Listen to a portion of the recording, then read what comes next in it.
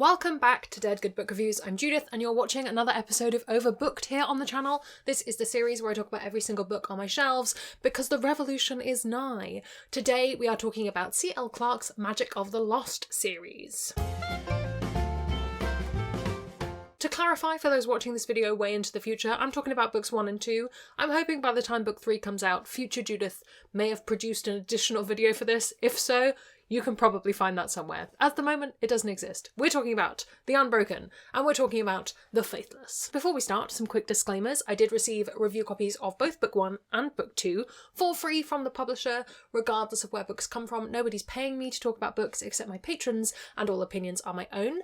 I will keep this as spoiler-free as humanly possible. I am going to be talking about both books, but I think in the interest of keeping it spoiler-free, I won't be talking about the plot points of book 2 because it follows on from book 1. I'm just going to be talking about overall things that apply to both books. If you do want to go in knowing absolutely nothing, pause the video, come back when you've read it, we'll talk then, and I will link the story graph for the book below in case you want to check out any user-generated content warnings. Just so it's on record, I started a new job this week and it's absolutely freezing in my office. Those two things are unrelated, but they are probably contributing to a general sense of urgency in this video because I have to get back to work after my lunch break, and also I have to go and get warm somehow. So if this feels a little bit rushed, that's why. And also if I look a little bit haggard, that is also why. This is a high fantasy series released by Orbit here in the UK. It is by C.L. Clarke, who is an author, has been a professional trainer, an English teacher, all sorts of different things. The first book, The Unbroken, came out in March of 2021.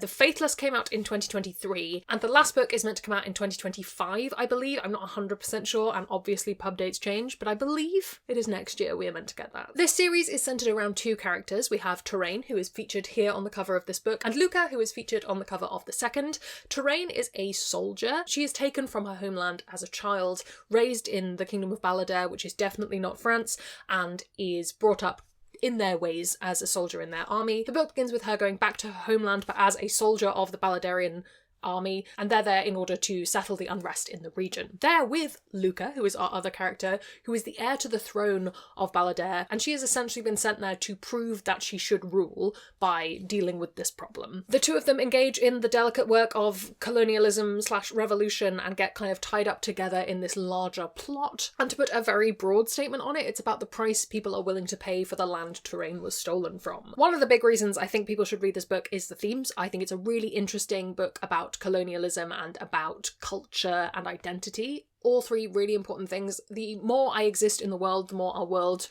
changes for the worse, in my opinion, in a lot of ways. We're seeing a lot of things exposed that are a direct result of colonialism and imperialism. I think it's important to critique those things, and this book does it in a really good way. That's obviously one of the major big...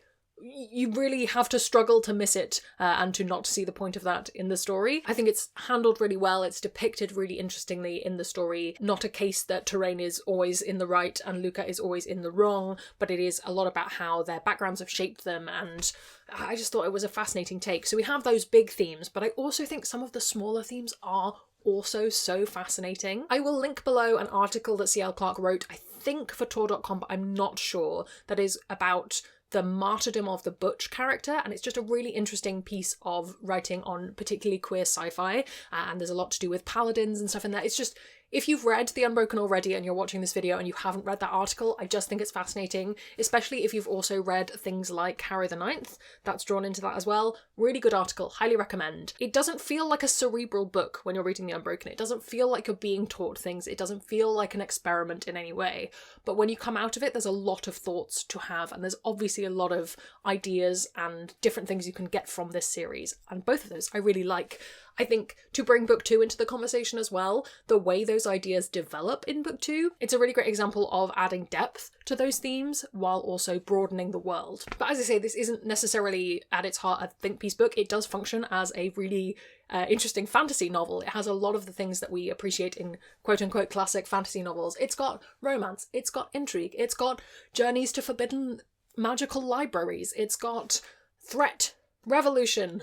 I'm trying to think of other classic things. If you can think of it in a classic fantasy book, it probably exists in this. So if you like, I don't think it's tropey, I don't think it reads as following tropes, but if you like high fantasy, I think you would still enjoy this book, particularly for book 1.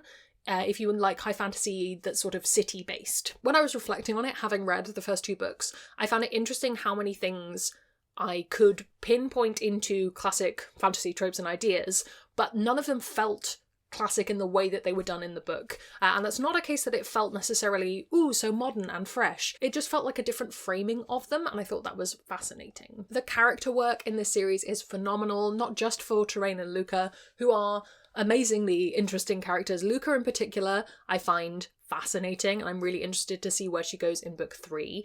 Luca is a character with chronic illness, she deals with chronic pain, and she's obviously also tied into this very imperialistic world, and she's been raised to believe that she should be the ruler. I find the way C.L. Clarke writes her really interesting. Terrain, equally fascinating character, again from that cultural identity. Religion ties into this a lot, and I think that angle is going to be really fascinating to explore in future books. There are also so many side characters that we get to meet, and one of the things I'm really excited about that book 2 kind of starts to lean into is more points of view, and I'll be interested to see who we follow in book 3 and how they interact with Terrain and Luca and the previous 2 books. Across the series so far, there is a really strong sense of character development. There's a strong sense of characters getting a little bit introspective, thinking about their actions, thinking about the world that they live in, because that's the nature of the series. And I think it's a powerful statement about the ability to learn and change and how important that is.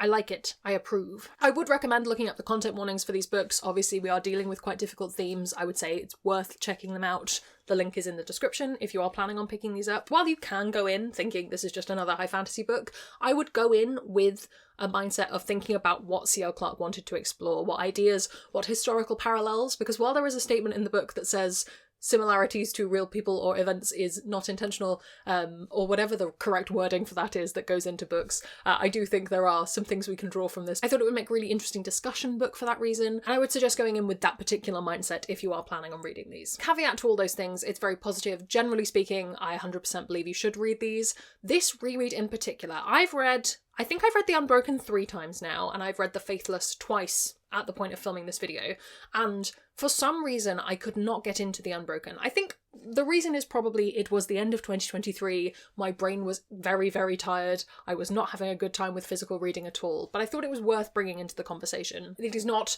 the most accessible book from the jump. It definitely picks up in pace, it definitely picks up in readability, but right at the beginning I was finding it really hard to get into the meat of the book. And I think the same can be said for The Faithless. Again, I was having that real challenge in getting into the meat of the story. So my suggestion, if you still want to read these but you are having that problem, is to switch to audio. I did the audiobook for The Faithless and I really enjoyed it. I thought it was a really well presented audiobook. The overall package was great. In my mind, Luca hadn't had a French accent, so that was an interesting addition for me. I think it helped round out my experience of the series as a whole, and I think I will end up reading book 3 by audio at some point. I might have a physical review copy first, but I would like to read the audio just to round out that experience, as I say. Some comparisons, some other things you might want to read. The Jasmine Throne comes up in connection to this an awful lot. I do highly recommend that series. The first book is The Jasmine Throne. The second book is The Oleander Sword. They are also from Orbit. A lot of people will also mention She Who Became the Sun in conjunction with these books because of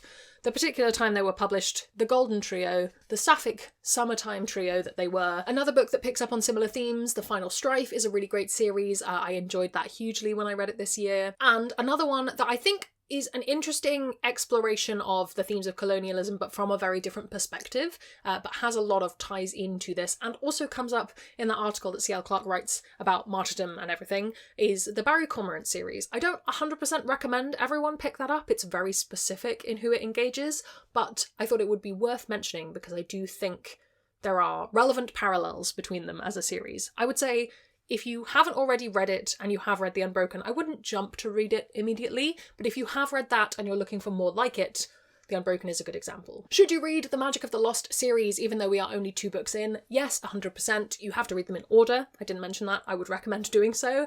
And I don't think you need to wait for book 3. There's a bit of a sense of anticipation between the books, but it's not a case that you need to sit on a cliffhanger for 2 years. I do think you can pick it up and have a good time now. Have you read The Unbroken? Do you have plans to? Let me know down in the comments below. While you're commenting, if you haven't already, please do subscribe. It makes me feel loved and appreciated. You can also come hang out on Discord where we have chill chats about books. I'd like to say an enormous thank you to all the ghosts who haunt me over on Patreon. They support the channel and in return get early access to videos, bonus content, access to my weekly live streams, and more. If you'd like to join their number, that's linked below as well. Thank you so much to you for watching. That's all from me, and I will see you in the next one.